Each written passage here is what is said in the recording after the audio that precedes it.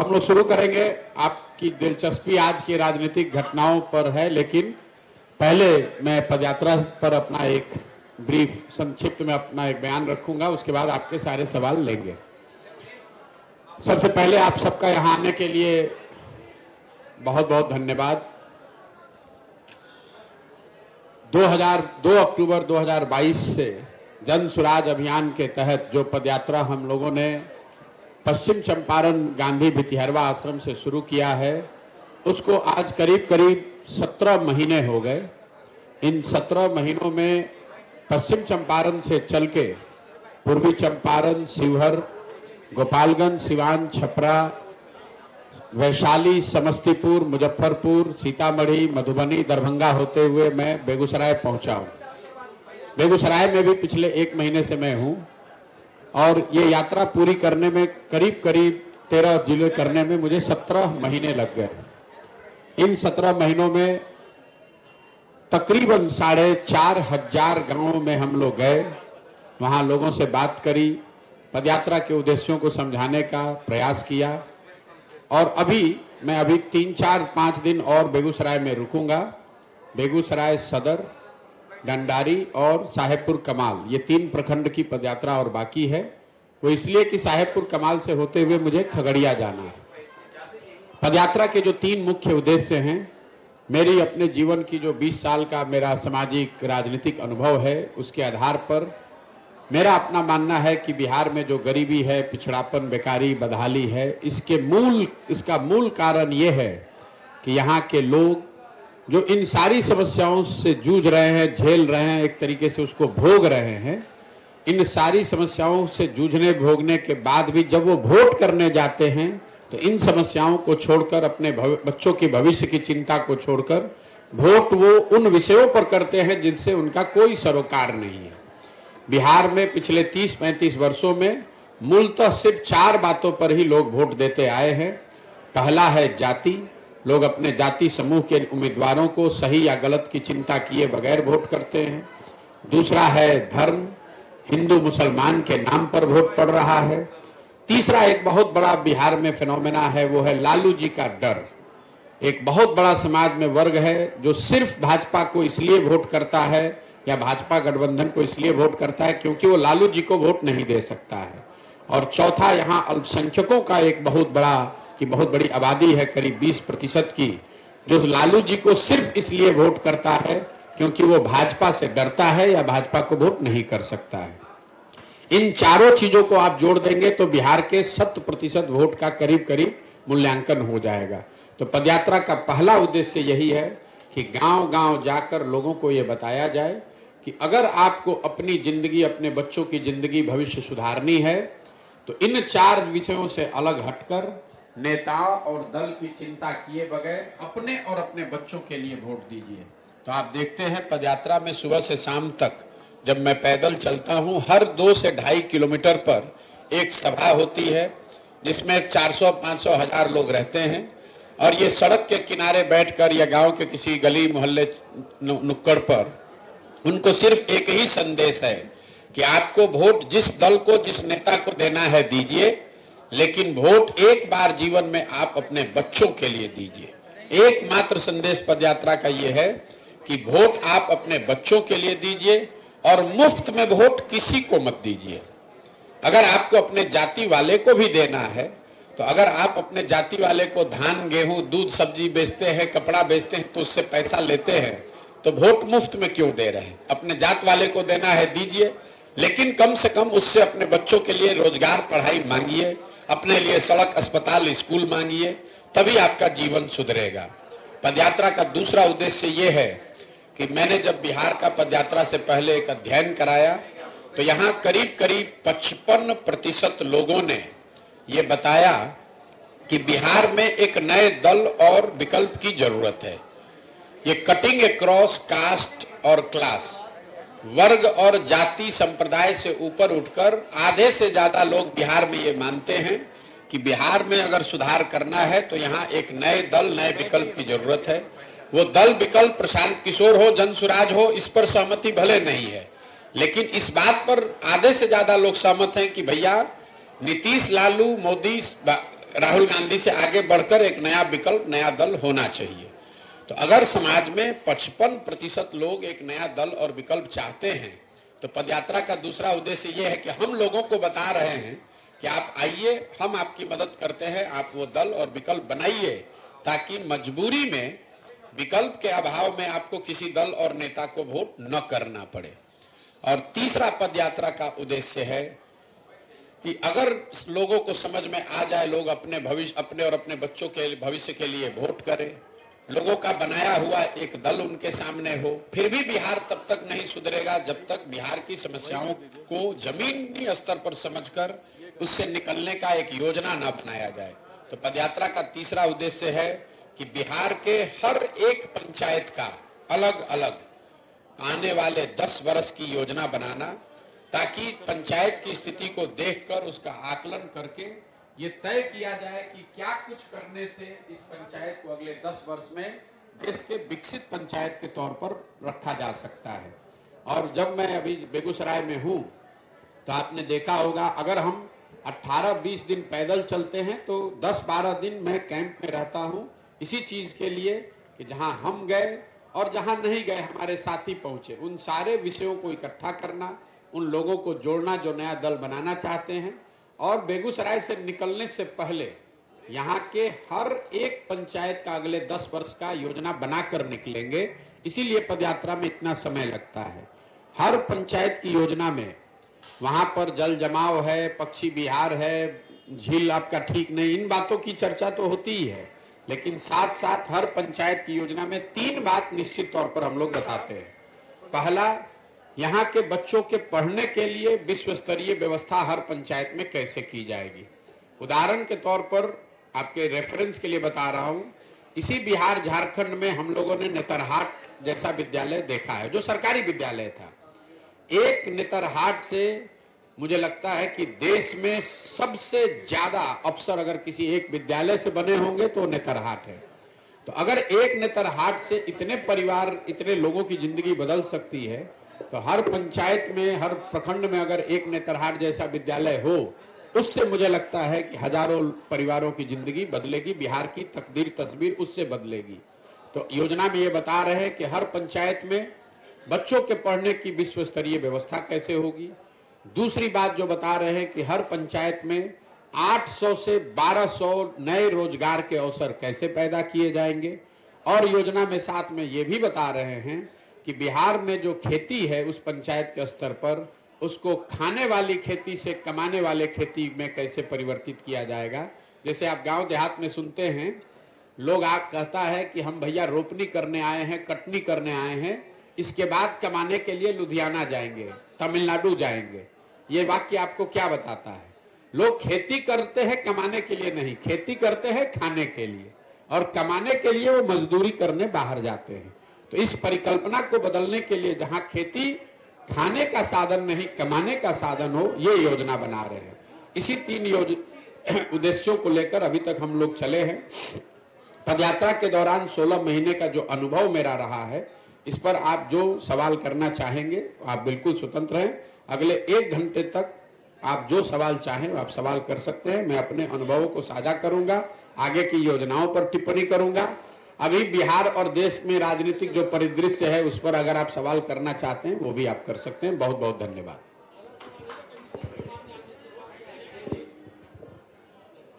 बोलिए, माइक से पूछिए, बिल्कुल इत्मीनान से पूछिए, कोई घबराहट नहीं है, मैं घंटा बैठे। बोलिए। बिहार में आज राजनीतिक घटनाक्रम के तहत नीतीश कुमार ने महागठबंधन सरकार से इस्तीफा दिया है और एनडीए के साथ सरकार बनाने वाली है, इस पे क्या? मेरे भाई, अगर आप पिछले 1 साल के मेरे वक्तव्यों को देखेंगे तो शायद एकमात्र व्यक्ति मैं रहा हूं जो कैमरे पर कहता रहा है कि नीतीश कुमार बस कभी भी पलट सकते हैं। आप मेरे कितने भी वक्तव्य उठाकर देख लीजिए, हर जगह हमने कहा है ये नीतीश कुमार की राजनीति का हिस्सा बन गया है। लेकिन आज जो घटना हुई है ये नीतीश कुमार के संदर्भ में नहीं है। नीतीश कुमार पलटू राम हैं या पलटू राम नेताओं के सरदार हैं, ये तो बात पहले से जनता जानती है। आज की घटना ने, अभी जो हुआ है, इसने ये दिखाया कि पूरे बिहार में जितने राजनीतिक दल और नेता हैं सब पलटू मार है।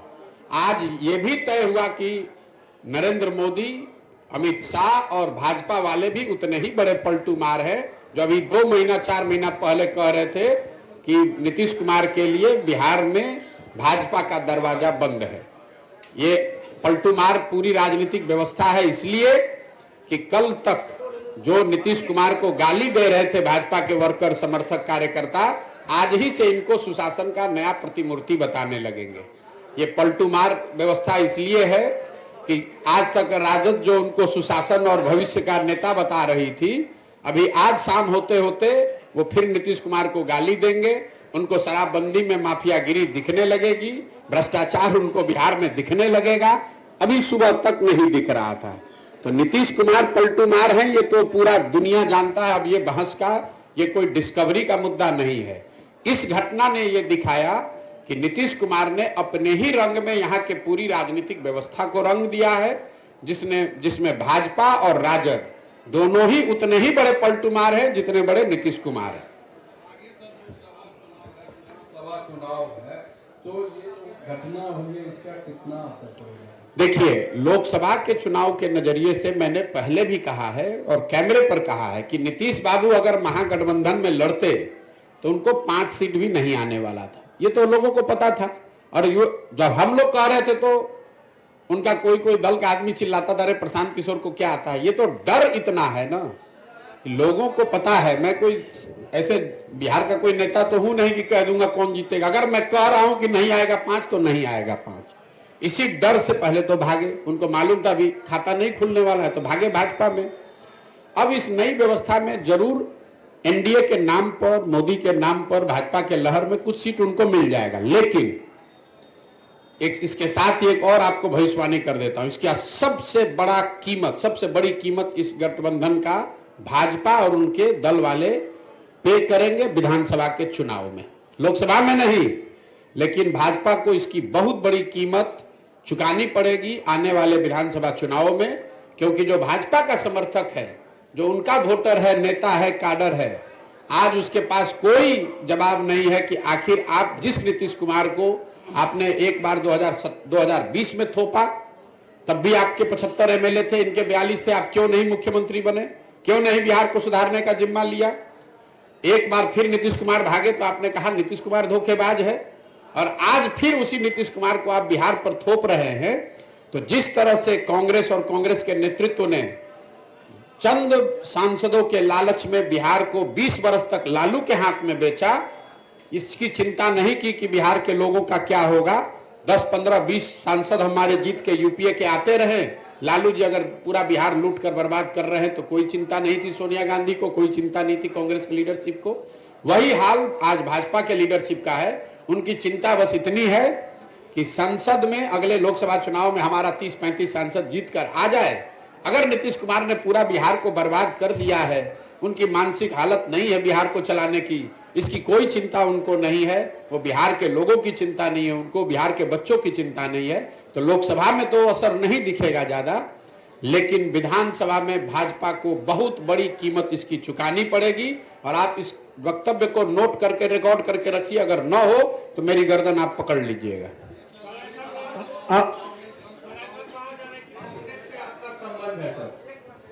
मेरे भाई, ऐसा है कि मेरा संबंध किससे है ये बताने वाले पंडित इतने हैं बिहार में कि बेचारे 1.5 बरस से कोई बता रहा है कि मैं भाजपा से मेरा संबंध है, कोई बता रहा है कांग्रेस से है, कोई बता रहा है नीतीश और लालू से है। मेरा संबंध इस देश में ज्यादातर बड़े नेताओं और दलों से रहा है, लेकिन पिछले 2 बरस से जब से मैंने वो काम छोड़ दिया, मैंने एक ही संबंध बनाया और उसको निभाने की कोशिश कर रहा हूं। वो है संबंध बिहार की जनता से। मेरा संबंध बिहार की जनता से है और मैं पूरी तरीके से कृत संकल्पित हूं कि ये जो चला रहे हैं ये लोग, लालू, नीतीश, भाजपा, ये जो रिवॉल्विंग डोर चला रहे हैं, जिसका जब मन है वो बैठ जाता है, इनका सामूहिक खात्मा अगले 2 बरस में बिहार की जनता की मदद से कराकर आपको दिखाएंगे। आप हमेशा मौजूदा सरकार पर हमला बोलते हैं। आपने कहा कि 2 साल पहले तक संबंध था बड़े बड़े नेताओं से, तो चीजों को बदल सकते थे, आप उनको सुझाव दे सकते थे कि इस तरह से बिहार को चलाना है, ये योजना लाइए, ऐसे करिए, बिहार डेवलप होगा, ये कर सकते थे? बिल्कुल कर सकते थे, किया भी। 2015 में बिहार की राजनीति से मेरा कोई लेना देना कभी नहीं रहा है, लेकिन 2015 में जब यहाँ मैंने नीतीश कुमार की मदद की तो उसके साथ साथ 7 निश्चय का कार्यक्रम भी बनवाया, बिहार विकास मिशन की परिकल्पना भी की। लेकिन हम कोई मंत्री नहीं बने, हम यहाँ कोई ओहदा लेके नहीं रहे, हम तो चले गए। उसके बाद यहाँ पर उसको करने की जिम्मेवारी नीतीश सरकार की थी, और अगर उन्होंने नहीं किया तो हम ही यहाँ वापस आकर वो गलती सुधारने का या इसको बेहतर करने के लिए भी अपना घर परिवार काम धंधा छोड़कर हम ही पसीना बहा रहे हैं। आप नहीं कर रहे हैं, आप उस समय भी सवाल कर रहे थे, आज आप भी सवाल कर रहे हैं। हम ही आज आकर अपने जीवन का सब कुछ दांव पर लगाए हैं कि अगर इनको सलाह देने से नहीं सुधरा तो हम खुद उतरकर जनता को सलाह देकर इस काम को करेंगे। सर हैं? बिल्कुल चिंता मत कीजिए, जब समय आएगा मैं चुनावी मोड में भी आऊंगा और आपको उसका असर भी दिखेगा। आपको नहीं दिखा, एक एमएलसी का चुनाव हमने अभी कराया निर्दलीय अफाक अहमद का, आज से 6-8 महीना पहले। उसमें एक ओर से महागठबंधन के उम्मीदवार थे, 30 वर्ष के जीते हुए एमएलसी, उनकी मृत्यु हुई थी, उनका लड़का लड़ रहा था, और वहां के 5 भाजपा के सांसद लगे हुए थे अपने कैंडिडेट को जिताने में। जीता कौन? जनसुराज समर्थित आदमी। तो आप इस पर भरोसा रखिए, इतना हमें ज्ञान है कि यहाँ चुनाव कब होगा। जब चुनाव होगा तो आप जनसुराज को, प्रशांत किशोर को चुनाव के मोड में भी देखेंगे और इन लोग का सबका खटिया खड़ा करते हुए भी आप देखिए। ये लोकसभा चुनाव में इंडी एलायंस का क्या भविष्य देखते हैं? नीतीश जो इसके सूत्रधार थे, नीतीश कुमार वो खुद चले गए। पहले बात तो आप ये समझिए कि नीतीश कुमार कभी इसके सूत्रधार थे नहीं। ये तो अपने से आप लोग, कुछ बिहार के पत्रकार और जदयू के कुछ बड़बोले नेता अपने आप को संयोजक, सूत्रधार, पता नहीं प्रधानमंत्री का फेस क्या क्या बता रहे। आप मेरे वक्तव्यों को पिछले 1 साल से सुनिए। मैं बार बार कह रहा हूं कि पहली बात, इंडिया अलायंस जिस तरीके से बना है, जिस तरह के उसमें प्रयास हुए हैं, मैं ऐसा नहीं समझता हूं कि उससे उनको कोई बहुत सफलता मिलेगी। इसलिए नहीं मिलेगी कि ना उनके पास कोई नैरेटिव है, ना कोई पब्लिक से कॉन्टैक्ट है, ना जमीन पर कोई काम हो रहा है, ना कोई उनके लिए नया प्रयास हो रहा है, ना आपस में उनकी सामंजस्यता है, ना कोई चेहरा, ना कार्यक्रम। तो कैसे आपको सफलता मिलेगी? दूसरी बात, अगर जो भी उनकी ताकत है इंडिया अलायंस की, उसमें नीतीश कुमार का क्या था भाई? पटना में एक बैठक होने से आप लोग कह रहे हैं कि नीतीश कुमार ही इसके सूत्रधार हैं। इंडिया अलायंस में सबसे बड़ा दल कांग्रेस है, दूसरा सबसे बड़ा दल तृणमूल है, तीसरा सबसे बड़ा दल डीएमके है। नीतीश कुमार को पूछता कौन है? ये तो बिहार में आप लोग, हमारे चूंकि मुख्यमंत्री हैं तो हम लोग को इन पर बोलना पड़ता है। आप किसी दूसरे राज्य में जाइएगा तो कोई इस बात का संज्ञान भी ले रहा है क्या कि कौन है नीतीश कुमार? आप जरा ये समझिए कि नीतीश कुमार क्या ऑफर कर सकते हैं किसी दल या गठबंधन को। इनके पास कोई इतना बड़ा ये चेहरा है नहीं, कोई इनकी आइडियोलॉजिकल विचारधारा वाली पोजीशनिंग है नहीं, हर 6 महीना पे पलटते हैं। पूरे देश में इनका नाम है पलटू राम। दूसरा, इन्होंने गवर्नेंस के स्तर पर पूरे देश में सबसे गरीब और पिछड़ा राज्य है बिहार। तो ऐसा तो होगा नहीं कि केरल का आदमी कहेगा कि केरल को बिहार के जैसा बनाना है इसलिए नीतीश कुमार को नेता मान ले। तीसरा, दल की मैंने सुनो मेरी बात। आप दल की आपकी ताकत है नहीं, कुल जमा पूंजी आपकी 42 विधायकों की है, तो ना आपके पास राजनीतिक काबिलियत है, ना आपका इमेज है, ना सुशासन गवर्नेंस है। किस आधार पर आपको कोई नेता मान लेगा? ये तो नीतीश कुमार ऐसे हवाई किला बनाते रहते हैं, और जब वो नहीं मिला तो तुरंत पिछले दरवाजे से भागा भाजपा की ओर। और आपको एक और घोषणा कर देता हूं, अगले विधानसभा से पहले, इसको भी आप लोग चला दीजिए कोट करके, ये फॉर्मेशन फिर बदलेगा। इसको भी लिख कर दे देता हूं। आज जिस फॉर्मेशन में बिहार में व्यवस्था है, जिसमें नीतीश कुमार चेहरा है, बीजेपी सपोर्टर की भूमिका में है, और दूसरे साइड आरजेडी है और बाकी लोग उनको सपोर्ट कर रहे हैं, इस फॉर्मेशन में विधानसभा का चुनाव नहीं होगा। कौन कहा? पिछली बार भी मैंने कहा था कि ये जो महागठबंधन और भाजपा बना है, इसमें अगला चुनाव नहीं होगा, ऑलरेडी टूट गया। फिर अभी घोषणा कर देता हूं, ये भी टिकने वाला नहीं है। अगले विधानसभा से पहले आपको बहुत बड़ा उलटफेर बिहार की राजनीतिक परिदृश्य में, पूरी इकोसिस्टम में देखने को मिलेगा, और ये लोकसभा चुनाव के 6 महीना के अंदर आपको दिखेगा। प्रशांत जी, सबसे पहले बात ये महत्वपूर्ण कि आप जो सर्वे करवाया या लोगों की जनभावना को जो समझा कि 55% लोग इस राजनीतिक व्यवस्था से जुड़े हुए हैं। 2 बरस पहले थे, आज की घटना के बाद तो बढ़ के 60-65 हो गया होगा। इस बात में बहुत दम है जी, आपके, इस बात में बहुत दम है। उस 55% लोगों को कोई विकल्प नहीं मिला। अब जो विकल्प देने की एक बात हो रही है, क्या उस विकल्प में फिर वही जातवाद या वही पूंजीपति वर्ग आएंगे जो इस तरह का देखिए, विकल्प जो बनाने की बात है, अगर वो विकल्प मैं बनाता या कोई 10, 15, 25, 50 व्यक्तियों का समूह बनाता, कोई जाति विशेष के लोग बनाते, कोई धर्म विशेष के लोग बनाते, कोई परिवार के लोग बनाते, तो आपकी बात सही हो सकती थी। इसीलिए तो ये प्रयास किया जा रहा है कि विकल्प बनाने के लिए मैं जितना बड़ा प्रयास कर रहा हूं, 2-2.5 बरस गांव-गांव पैदल चल के एक एक व्यक्ति से मिलकर विकल्प बनाने का प्रयास करें, ताकि जब ये नया दल बने, विकल्प बने, तो वो दल प्रशांत किशोर का ना हो, किसी जाति विशेष, किसी परिवार का ना हो, पूरे बिहार के लोगों का हो, जो लोग पूरी तरीके से इस बात से कन्विंस है, जो आपने कहा कि इस बात में दम है कि बिहार में नया विकल्प चाहिए। और मेरा ऐसा मानना है कि बिहार में 1% लोग, अगर 100 में 1 आदमी, 50 लोग चाहते हैं नया विकल्प बने, 55 लोग, लेकिन अगर 100 में 1 आदमी भी विकल्प बनाने के लिए खड़ा हो गया, तैयार हो गया, तो पूरे बिहार में करीब 13-14 लाख लोग मिलकर इस दल को बनाएंगे, जो अपने आप में विश्व के स्तर पर सबसे बड़ी घटना होगी। आज तक 10-15 लाख लोग मिलकर कोई दल नहीं बनाए हैं। ये प्रयास हम कर रहे हैं कि लाखों लोग, 10 लाख लोग से ज्यादा लोग मिलकर इस दल की स्थापना करें, ताकि वो किसी एक व्यक्ति का दल ना हो, उसको लोकतांत्रिक तरीके से बनाया जाए। जो लोग इसको बनाएं वो तय करें कि इस दल का नाम क्या होना चाहिए, वो लोग तय करें कि इस दल का संविधान क्या होना चाहिए, वो सारे वर्गों का दल हो, सारे लोगों, सारे जातियों का दल हो, सारे बिहार के उन लोगों का दल हो जो चाहते हैं कि बहुत हुआ, अब नहीं सह सकते हैं, अब हमें नया विकल्प चाहिए। ये लालू, नीतीश और भाजपा से आगे बढ़ने देखने का समय आ गया है और जनता इसके लिए तैयार है। उसको सिर्फ एक मदद चाहिए। मेरी भूमिका एक कुम्हार की है। घड़ा जो है वो तो मिट्टी और चाक से बनता है। मिट्टी और चाक बिहार में तैयार है, फैला पड़ा हुआ है। मुझे उसको एक साथ करके सही मात्रा में पानी डालकर गूंद कर चाक पर थोड़ा सा सहारा देंगे, अपने आप वो खड़ा होकर आएगा और आपको नया विकल्प बिहार में दिखेगा। और 2 बरस में बिहार में जो ये व्यवस्था बनेगी, पूरा देश इसको देखेगा कि जो बिहार के लोगों ने करके दिखाया है। आज पूरे देश में हम लोग की हंसी उड़ाई जा रही है।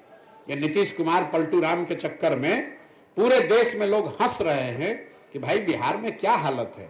मैं चाहता हूं कि बिहार के लोग इससे सीखें और ऐसी व्यवस्था बनाएं कि पूरा देश खड़ा होकर कहे कि नहीं, जिस बिहार के लोगों को हम लोग बेवकूफ, अनपढ़ जातियों में बटा हुआ मानते थे, उसी बिहार के लोगों ने मिलकर वो व्यवस्था, वो दल बनाया है जो देश के लिए अनुकरणीय हो। यात्रा के दौरान 13 जिला की आपने पदयात्रा पूरी की।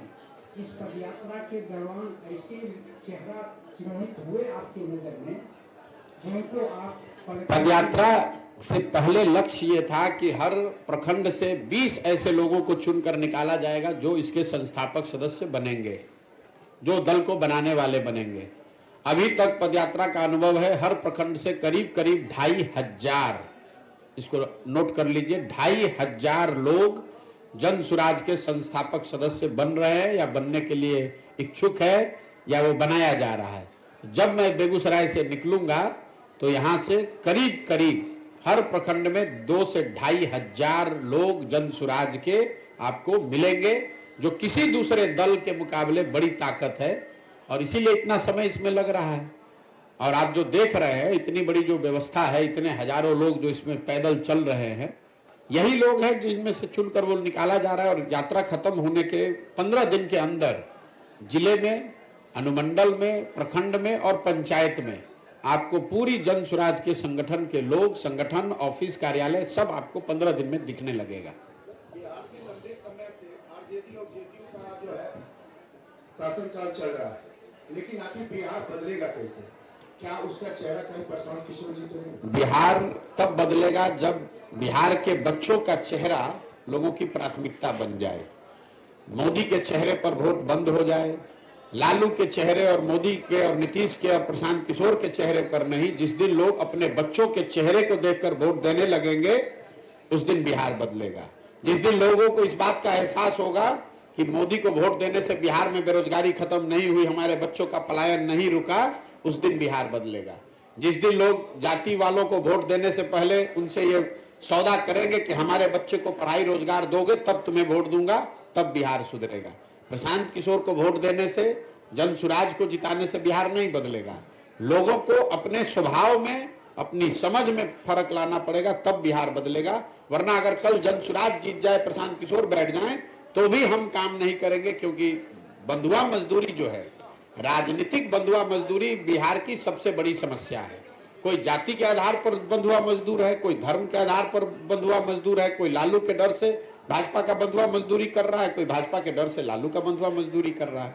तो जब बिहार में राजनीतिक बंधुआ मजदूरी से हम लोग अपने आप को आजाद कर लेंगे, बिहार में परिवर्तन होगा। और आप देखेंगे कि अगले 10 वर्ष में हम लोग के जीवन काल में वो समय भी आएगा जब बेरोजगारी और पलायन छोड़िए, 10 वर्ष में मैं आपको लिख कर दे रहा हूं, हम लोग वो समय देखेंगे जब दूसरे राज्यों से लोग बिहार में नौकरी रोजगार करने आएंगे।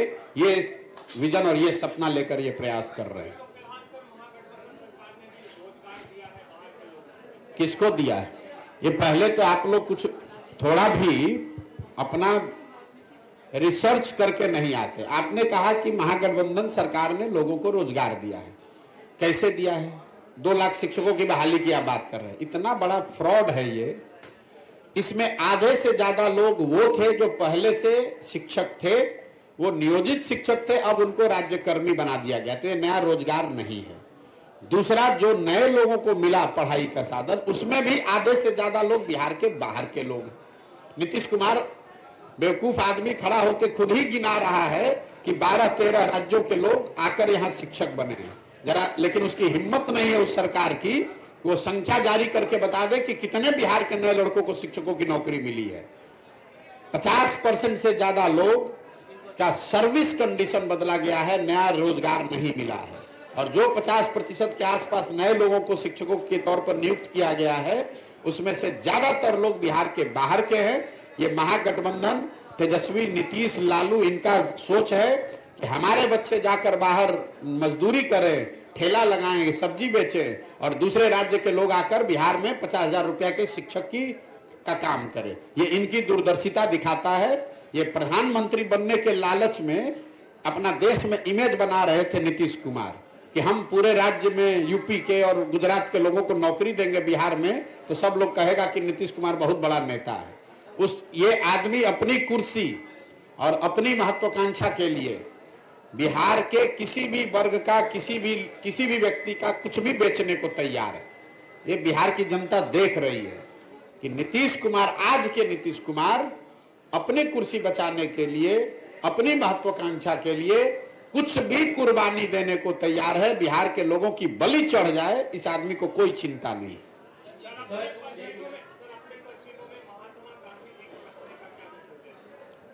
अब इस देश में, इस धराधाम पर, इस धरती पर महात्मा गांधी से बड़ा सामाजिक राजनीतिक चिंतक, विचारक, आइकॉन तो पूरे देश में कोई बना नहीं। तो अगर गांधी को लेकर नहीं चलेंगे तो किसको लेकर चले? आप बता दीजिए। गोडसे को लेकर चले? मेरे भाई, गांधी ही वो सोच है, गांधी ही वो विचारधारा है, गांधी ही वो आइकन है जो आज की इस परिस्थिति से हम लोग को बाहर निकाल सकते हैं। इसी सोच को साथ में लेकर समाज के सभी वर्गों को जोड़ा जा सकता है। इसी सोच और उन्हीं के बताए हुए रास्ते पर चलकर बिहार को राजनीतिक बंधुआ मजदूरी से आजादी दिलाई जा सकती है। गांधी ने अपने विचारों से, अपने कार्य से, अपने आचरण से, अपने प्रयास से देश को आजाद कराया। बिहार, अभी जरूरत है कि बिहार के लोग उन्हीं गांधी के मार्ग पर चलकर, उन्हीं के बताए रास्ते को फॉलो करके राजनीतिक बंधुआ मजदूरी से अपने आप को आजाद कराएं। सर, आप कहते हैं कि युवाओं को, पढ़े लिखे लोगों को राजनीति में आना चाहिए, लेकिन जन स्वराज में आपके अलावा तो कोई और चेहरा नहीं दिखता। क्योंकि आपको चेहरे देखने की आदत है। बिहार में आपको चेहरा खोज रहे हैं। जो यहाँ जितना बड़ा क्रिमिनल है, बदमाश है, ठग है, शराब का व्यापारी है, जो रोज दल बदलता है वो आपको बड़ा चेहरा दिखता है, और जो हजारों जमीन से जुड़े हुए लोग जन स्वराज में जुड़ रहे हैं उसको आप चेहरा नहीं मानते हैं। वो सब आदमी, हमने अभी बताया कि करीब करीब 2500 लोग हर प्रखंड से जुट रहे हैं, तो आपके लिए वो सब लोग उड़ीसा के हैं? लेकिन वो लोग तो कहीं दिख नहीं रहे हैं। कहाँ नहीं दिख रहे आपका? बस और बस आप ही दिख रहे हैं। तो भैया कहाँ नहीं दिख रहे? एक दिन भी चले पदयात्रा में? पदयात्रा में एक दिन भी चले हो? एक दिन भी आपने पदयात्रा को कवर किया? ये बाहर जो लड़के, सैकड़ों लड़के बैठे हुए हैं, ये इसलिए आपको नहीं दिख रहे हैं कि क्योंकि ये किसी विधायक के लड़के नहीं। आपकी सोच यही है, आप सोचते हैं कि किसी विधायक का एक लड़का आ जाएगा तो उसका इंटरव्यू लोगे और बताओगे कि ये बहुत बड़े नेता है। ये बिहार के गांव के वो लड़के हैं जो जज्बा रखते हैं, जो बिहार को सुधारना चाहते हैं। इनके पास पैसा नहीं है, इनके बाबूजी मंत्री विधायक नहीं है, लेकिन ये आपको चेहरा नहीं दिख रहा है। चेहरा कब दिखेगा? कोई बहुत बड़ा क्रिमिनल हो, उसका लड़का यहाँ बैठेगा तो आप कहिएगा कि बहुत बड़ा चेहरा है। कोई विधायक का लड़का आके यहाँ बैठेगा तो उसको आप बहुत बड़ा चेहरा बताइएगा। और ये सैकड़ों लड़के जो अपना जीवन खपाकर बिहार को सुधारने के लिए इसमें जुड़ रहे हैं, ये आपके लिए चेहरा नहीं है। बोलिए। 2014 में जैसे आपने लोकसभा में भाजपा के लिए काम किया, जी, इसके बाद आप जो है जदयू में उपाध्यक्ष पद पर भी रहे। तो 2014 में जो लोकसभा का चुनाव हुआ था उसमें आपने भाजपा के लिए काम किया। जब आपका वहां मनोकामना पूर्ण नहीं हुई तो फिर आपने जदयू में काम किया, और जदयू में काम करने के बाद आपको क्या लगता है कि दोनों की पार्टी में आपने काम किया? संभवतः शायद जो अन्य पार्टी में भी आपने प्रयास किया, और एक प्रयास में जब सफलता नहीं मिली है तब आपने जन स्वराज की जो है पार्टी का जो पद यात्रा प्रारंभ की, इस पर क्या कहना चाहिए? मेरे भाई, आपका इतना ज्ञान है कि आपके ज्ञान ने हमको आह्लादित कर दिया। आपको दो ही याद है, हम 2014 में नहीं, 2012 में भाजपा का गुजरात में मदद किए, 2014 में उनके लिए काम किया, 2015 में नीतीश कुमार को यहाँ मदद किया, उसके बाद पंजाब में, तेलंगाना में, आंध्र प्रदेश में, तमिलनाडु में, महाराष्ट्र में, दिल्ली में, बंगाल में, 10 राज्यों में हमने लोगों की मदद की है। तो पहले तो अपना जानकारी पूरा कर लीजिए। और जो काम हमने किया है वो डंके की चोट पर किया है, चोरी नहीं की है, किसी का लूटा नहीं है, अपने दिमाग से, अपने परिश्रम से, अपने ताकत से, अपने लिए, अपने समाज के लिए, बिहार के लिए कुछ नाम ही अर्जित किया है। दूसरी बात, हम किसी मुख्य, हमारा जो काम है वही हमारी पहचान है। आज आप लोग ये 70 लोग आए हैं इंटरव्यू लेने, इसलिए नहीं कि हम पैदल चल रहे हैं, इसलिए कि आप 10 बरस का मेरा काम जानते हैं। अगर हमने वो काम नहीं किया होता तो जैसे अभी भाई साहब बता रहे थे कि कोई चेहरा नहीं दिख रहा है, आपको भी हम इसी बेगूसराय से गुजरते तो आप कहते ये कौन है? तो 10 बरस किए हैं काम तभी आप आए हैं।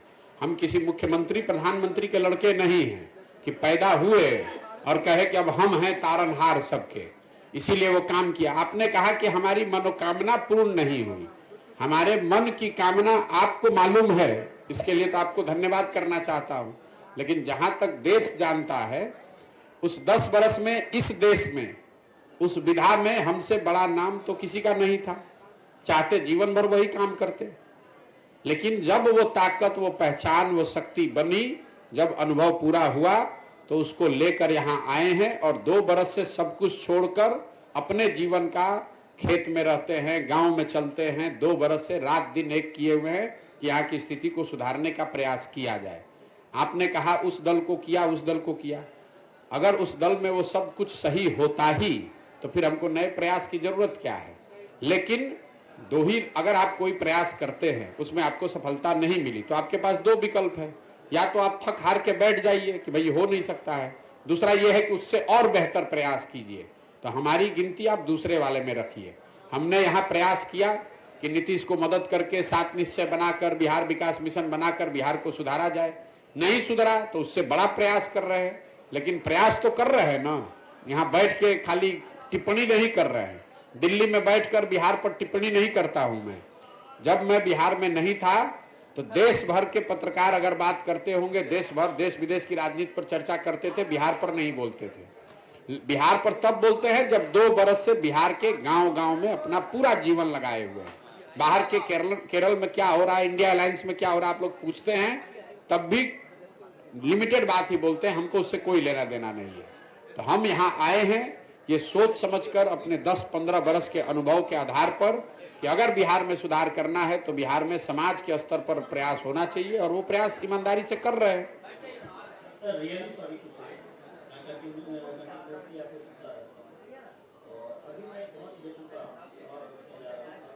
अरे आपका हक है पूछने का, बेतुका पूछे कुछ। उसी हिसाब से पूछने जा रहा हूँ, मास कॉम के एथिक्स एंड नॉर्म्स के अकॉर्डिंग कि अभी तक आपने सारे सवालों पे प्रॉपर्ली हमें आंसर किया, बट इनका फैक्ट्स का पार्ट नहीं है, बट ये जो फंडिंग आ रही है जन सुराज को लेकर कहाँ से आ रही है? क्या ये क्राउड फंडिंग? मेरे भाई ऐसा है, आपने कहा कि आप हमको सुनते रहे हैं, तो आपने सुना नहीं है कभी, क्योंकि जिस दिन से हम ये पदयात्रा चला रहे हैं उस दिन से हर प्रेस वार्ता में आप पहले बेतुका पूछने वाले नहीं हैं।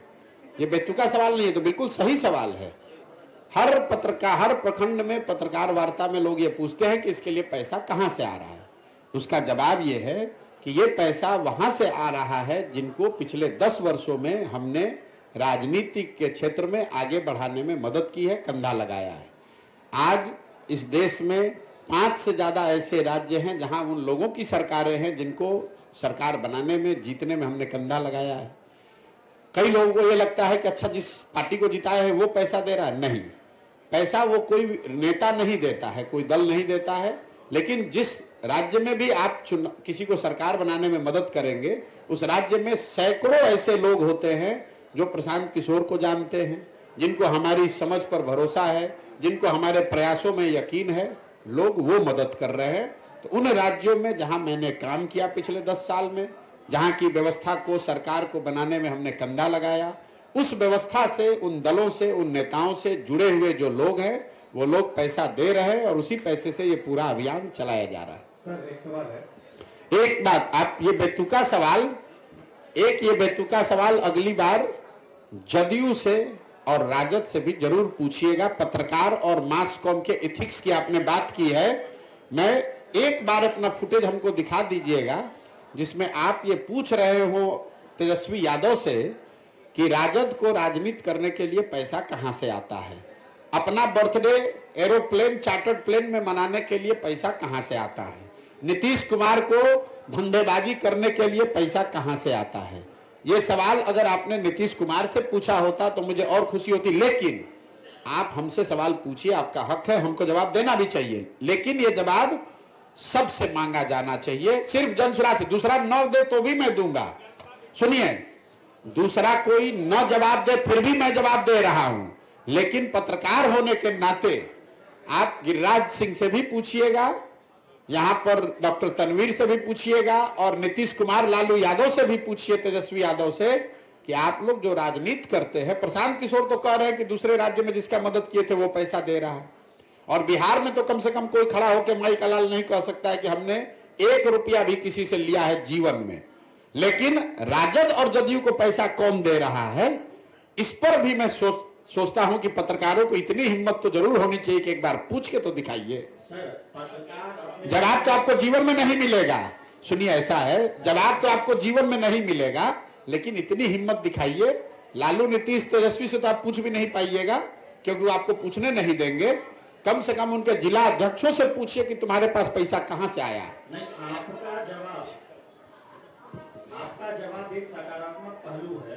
यह सवाल जानबूझकर पूछा गया था कि एक सकारात्मक पहलू है जन सुराज के पदयात्रा से संबंधित। बिल्कुल, और मैंने ये भी कहा है, बिल्कुल आपका स्वागत है, मैंने ये भी कहा है कि जब जन सुराज अभियान खत्म होगा तो इस पूरे अभियान पे जो खर्च हुआ इसका बाजाप्ता पूरा डिटेल जारी करेंगे कि 1-1 रुपया कहां से आया और बैंक के माध्यम से कैसे खर्च हुआ। आपको क्या लगता है कि जिस देश में अभी आप एक छोटा सा मुखिया का चुनाव लड़ते हैं तो आपको प्रतिद्वंदी आपको चलने नहीं देता है, हम आज 16 महीना से इतना बड़ा अभियान चला रहे हैं, हम एक गलती करेंगे ये लोग हमको छोड़ देगा, हमको जिंदा गाड़ देता अभी तक। उसको कोई उपाय ही नहीं है, उसको कोई उपाय नहीं है, क्योंकि उसको मालूम है कि हम पर हाथ नहीं रख सकता। हम आज तक किसी पब्लिक ऑफिस में नहीं रहे हैं, किसी से धंधेबाजी नहीं करते हैं, पैसा नहीं लेते हैं, अपनी विद्वता से, अपने अनुभव से लोगों की मदद की है और उनसे कह रहे हैं कि मदद करो, देश के सबसे गरीब और पिछड़े राज्य में लोगों की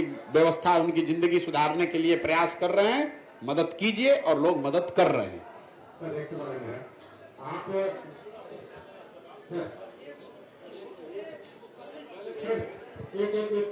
भाई देखिए, आपको पूछना, आप 2 घंटा बैठिए, लेकिन बीच में उठिएगा तो गड़बड़। जब आप जितने देर करना है साथ में कर लीजिए, फिर हम खत्म करेंगे। बिहार के इतने जिलों में आपने पद यात्रा की है, तो क्या लगता है कि नीतीश कुमार के इतने पलटने के बाद जो जनता नहीं सुधरी, जो वोटर नहीं सुधरे, वो क्या इस बार पलटने पर सुधर पाएंगे? मेरे भाई, ये आपका भ्रम है कि जनता नहीं सुधर रही। आज के तारीख में आप लोग भी पत्रकार हैं, मैं दावे के साथ कैमरे पर कह रहा हूं कि अगर किसी एक नेता के खिलाफ सबसे ज्यादा गुस्सा बिहार में है तो वो है नीतीश कुमार। आप किसी भी वर्ग से बात कीजिए, किसी सामान्य नेता से, पब्लिक से, उनके अपने सपोर्टर, वोटर और पार्टी के नेताओं से बात कीजिए, हर आदमी नीतीश कुमार के लिए आज अपशब्द और गलत बात कह रहा है। और ये ऐसा मत समझिए कि बिहार की जनता समझती नहीं है। यही नीतीश कुमार हैं, 2010 में इनके नाम और चेहरे पर बिहार की जनता ने 206 विधायक जिताया था। आज यही नीतीश कुमार हैं जिनकी दशा यह है कि 40-42 को विधायक जीता हुआ है और एमपी के चुनाव में हारने के डर से ये आदमी फिर भागकर भाजपा के शरण में गया है कि अगर मोदी जी भाजपा का सहारा नहीं रहा तो खाता नहीं खुलेगा। अगली बार लिख लीजिए, अभी पीछे बार घोषणा किए थे कि अगर महागठबंधन में लड़ेंगे तो 5 एमपी नहीं जीतेंगे। अभी लिख लीजिए, अब चाहे जिसी गठबंधन में लड़े, भाजपा के साथ भी लड़े, नीतीश कुमार को 20 से कम विधायक अगली बार जदयू को आएगा। अगर नहीं आया तो मैं राजनीति से संन्यास ले लूंगा। इस आदमी को, जदयू को 20 विधायक नहीं आएगा, चाहे वो भाजपा के साथ लड़े, महागठबंधन के साथ लड़े कि किसी के साथ लड़े। बिहार की जनता इतनी बेवकूफ नहीं है, जनता इतनी व्याकुल है आज कि वोट किसी को दिया। ये आदमी पलट पलट के, आप समझिए जनता आज कितना असहाय फील कर रही है, वोट किसी के नाम पर लिया। ये आदमी अपने आप को इतना चतुर समझता है। ये चतुर नहीं है, धूर्त है। नीतीश कुमार निहायत धूर्त आदमी है जो पूरे बिहार के 13 करोड़ जनता को धूर्तता से मूर्ख बनाकर उसको ठग रहा है। और इसका पूरा सूद समेत हिसाब जनता अगले चुनाव में करेगी। लोकसभा और खाली छोड़ दीजिए। सरकार गिराने में हम बोले थे कि जाके उधर पलट जाओ। ये नीतीश कुमार इतना धूर्त है, जब महागठबंधन भागे तो कहा कि प्रशांत किशोर भाजपा के एजेंट हैं। आज जितने हमारे मुसलमान भाई हैं, भाजपा विरोधी जो लोग हैं बिहार में, उनको इसका चेहरा पहचानना चाहिए कि आदमी कितना बड़ा धोखेबाज है।